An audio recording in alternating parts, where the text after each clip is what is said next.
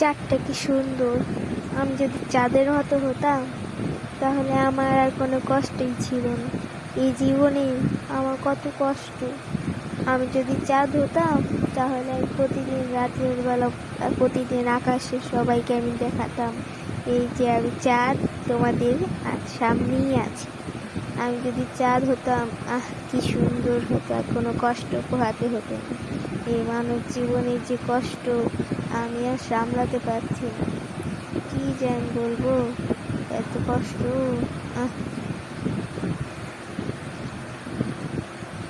আর ভালো লাগে না।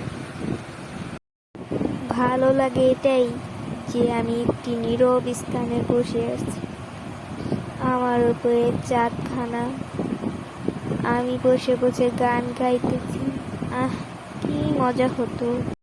সবাইকে আমার আসসালামু আলাইকুম। আমি যে এখন একটি গল্প বললাম কষ্টের, সেটা কি আপনার কাছে শুনতে খারাপ লাগে?